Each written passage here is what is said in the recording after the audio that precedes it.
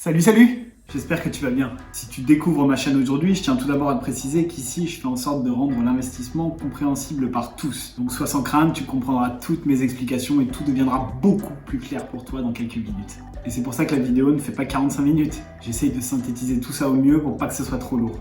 Comme d'hab, pense à t'abonner à la chaîne en cliquant juste en dessous, c'est hyper important, à la fois pour le développement de la chaîne et pour ne pas louper les prochaines vidéos. T'oublieras pas non plus de lâcher ton meilleur like et ton commentaire si t'as kiffé la vidéo, pour le bon référencement de celle-ci. Allez, let's go!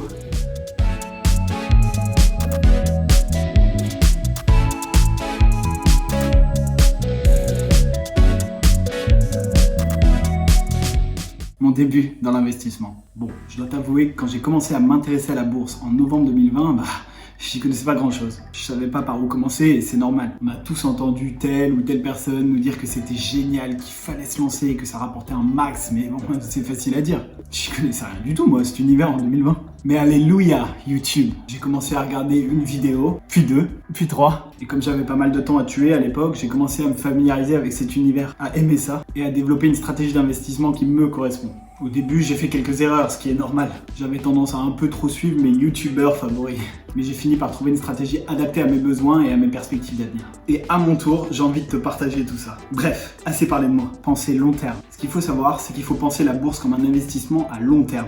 Sinon, on appelle ça du trading, voire même un coup de poker. Arriver à prévoir si une action va monter en flèche ou baisser ces prochains jours, ça demande de belles grosses compétences. Et encore, même les meilleurs traders échouent parfois à cette pratique. Mais par contre, se positionner sur des entreprises fiables qui performent depuis plus de 40 ans dans des secteurs comme McDonald's ou Coca-Cola, là, ça n'a plus rien de risqué. On ne parle plus du tout d'un all-in avec une paire de deux en main. Là, on parle d'un investissement à risque limité avec des rendements bien supérieurs à celui de ton PEL ou de ton livret A. Attention, je n'ai rien contre les livrets bancaires, au contraire. Il est toujours bon d'avoir un montant d'épargne de sécurité disponible à tout moment. On parle souvent de 3 à 6 mois de salaire à mettre de côté en cas de besoin immédiat. Bref, revenons à nos placements sur long terme. Tu sais ce que c'est qu'un indice boursier? Pour te l'expliquer simplement, c'est un indicateur servant à mesurer la performance d'un indice boursier. En France, tu entendras très souvent parler du CAC 40. Et ce CAC 40, faut que tu l'imagines comme un bon gros panier où tu as mis 40 des plus grandes entreprises françaises en termes de capitalisation. Son équivalent aux États-Unis, c'est le S&P 500 qui lui regroupe les 500 plus grandes entreprises cotées en bourse sur le marché américain. Et si tu regardes ces indices sur long terme, ça donne ça. Comme tu peux le voir, là, t'es loin du coup de poker dont je te parlais tout à l'heure. Et d'ailleurs, en bourse, tu peux investir directement dans des actions qui représentent des entreprises individuelles, mais tu peux aussi investir directement sur ces indices via des ETF, aussi appelés trackers. Mais j'y reviendrai plus tard dans la vidéo, reste bien jusqu'à la fin, je te promets que ça vaut le coup. Et d'ailleurs, si tu fais une moyenne sur ces 50 dernières années, sur le rendement du S&P 500 qu'on a vu tout à l'heure, sur 50 ans, il gagne en moyenne 10,5% par an. Et ces 10 dernières années, 14% par an. C'est ouf, non ?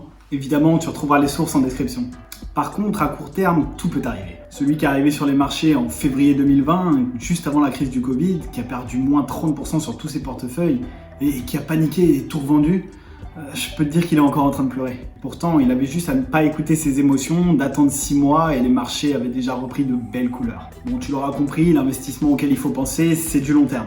Tu ne dois pas te laisser influencer par tes émotions, comme je te disais, et si ton portefeuille perd 5% aujourd'hui, c'est pas grave, ça arrive. Ce sont même des choses qui arrivent régulièrement sur les marchés, il ne faut pas paniquer si tu vois un petit peu de rouge. Comme par exemple, le mois de janvier dernier, il n'était pas terrible.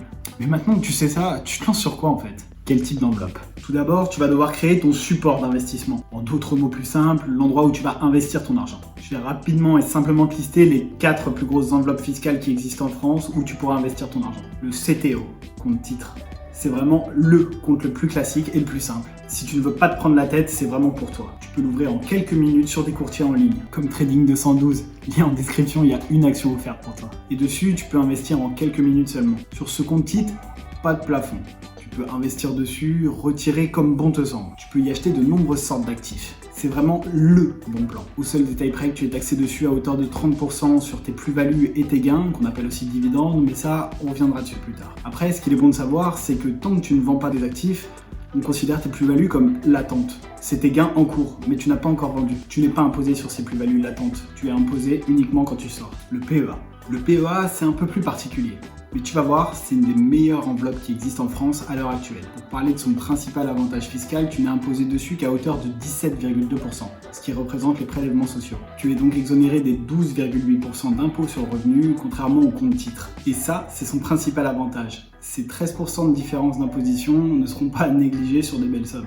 En revanche, la contrainte principale de cette enveloppe est que tu ne pourras pas investir directement sur des actions ou des fonds en dehors de la zone euro. Mais rassure-toi, il y a des petites combines. Il existe des ETF en Europe qui répliquent des indices américains. Donc pas de souci, tu pourras quand même investir indirectement aux States. Par exemple, les ETF de chez Lyxor. Lyxor, tu vois, c'est un gestionnaire d'actifs français qui compose pour toi des paniers d'actions à travers le monde. Et toi, en gros, t'investis dans ce panier de Lyxor qui est français. Et donc, tu restes en Europe et ça passe pour ton PEA. Il est plafonné à 150 000 € de versement, donc vraiment ce qui sort de ta poche, pas les plus-values. Ce qui est un plafond super élevé et qui ne devrait pas poser problème pour tes investissements. Pour le moment. Par contre, tu ne peux pas faire de retrait sur ton PEA avant 5 ans sans entraîner la clôture de celui-ci. Après 5 ans, par contre, ça devient beaucoup plus flexible et tu pourras faire des retraits comme bon te semble. L'assurance vie et le PER. Il existe aussi l'assurance vie et le PER qui sont des enveloppes un poil plus compliquées et je pense que ça nécessitera que je fasse une vidéo dédiée dessus. Je pense que pour la majorité des débutants, il vaut mieux se lancer sur un compte titre ou un PEA afin de bien comprendre les rouages de la bourse. Je rappelle que tout ça, c'est mon avis personnel et que je suis pas expert financier. Après, le gros avantage de ces deux enveloppes, c'est qu'elles peuvent être pilotées. Ce qui veut dire que tu peux confier ça à ton conseiller qui s'en occupera pour toi. Moyennant un petit pourcentage forcément. Et si tu veux en savoir plus dès maintenant, je t'invite à fouiller sur internet, tu trouveras tout ce qu'il te faut. Mais quel type d'actif? Ok, c'est important de savoir où investir, mais c'est aussi super important de savoir dans quoi investir. Et c'est pour ça que je te donnerai souvent des petits tips, donc pense à t'abonner. Il existe de nombreux types d'actifs, mais on va faire comme pour les enveloppes. On va essayer de se concentrer sur les plus importantes et les plus simples à comprendre.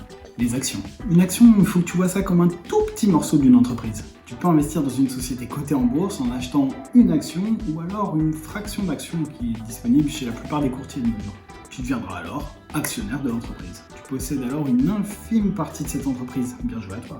Mais le chemin est encore long avant d'acquérir la totalité de ta multinationale préférée.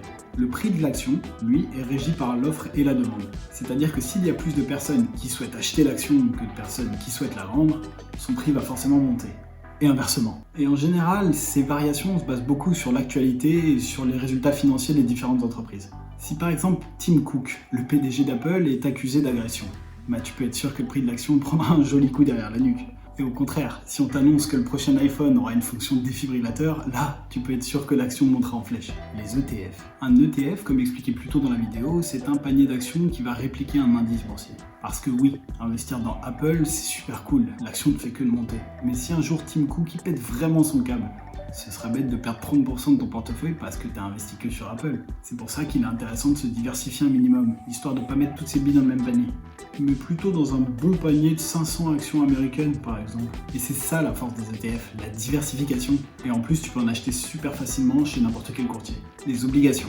Une obligation, c'est un morceau de la dette d'un État, d'une institution ou d'une entreprise. En gros, si tu achètes une obligation, tu vas prêter ton argent sur une période donnée. Mais pourquoi tu prêterais de l'argent comme ça ?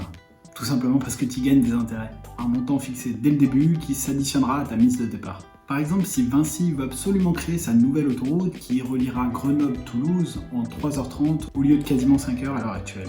Mais ils n'ont pas la thune pour se lancer tout de suite. Ils peuvent alors émettre des obligations sur le marché pour financer ce projet. Il faut un peu voir ça comme un prêt si tu veux. Sauf que contrairement à un prêt classique, ton obligation, elle peut être listée sur les marchés. Ce qui fait qu'elle varie aussi en fonction de l'offre et de la demande, comme une action. Mais c'est assez particulier comme actif, je te conseille pas de te lancer dessus si tu souhaites débuter. Les autres types d'actifs. Tu peux aussi investir sur des fonds d'investissement qui sont à peu près comme des ETF, mais qui vont plutôt suivre des thématiques, comme investir sur l'eau, investir dans les énergies renouvelables. Tu peux aussi investir ton argent dans des lingots d'or, dans l'immobilier, et dans plein d'autres domaines qui peuvent te rapporter pas mal de bénéfices. Bref, tu l'auras compris, il y a pas mal d'endroits et d'actifs sur lesquels tu pourras placer ton argent. Il te suffira juste de trouver les bons en fonction de tes besoins et de tes perspectives d'avenir. Et ça, c'est à toi seul de choisir ce qui est fait pour toi. Ça y est, c'est la fin de cette vidéo d'introduction aux bases boursières. Elle pourrait être beaucoup plus longue et beaucoup plus détaillée, j'en ai conscience certes, mais je voulais pas te noyer sous une masse d'informations comme ça dès le début de la chaîne. À la limite, je pourrais faire une partie 2 qui viendra appuyer celle-ci, donc si tu veux que j'aborde des points en particulier, n'hésite pas et balance tout ça en commentaire. N'oublie pas de mettre un gros like en dessous de la vidéo, de t'abonner et même de partager la vidéo si t'as envie. Ça fait gros forceur, je sais, mais c'est comme ça que fonctionne l'algorithme YouTube pour que mes vidéos soient mises en avant. Et si toi aussi tu veux passer le cap et te lancer en bourse, je te conseille le courtier gratuit et presque sans aucune commission Trading 212 sur lequel tu pourras ouvrir ton compte titre. Une action d'une valeur pouvant aller jusqu'à 100 € te sera offerte avec mon lien d'affiliation que tu pourras retrouver dans la description ou grâce au code qui s'affiche à l'écran et que tu pourras renseigner après ton inscription. Allez, à la prochaine. Ciao!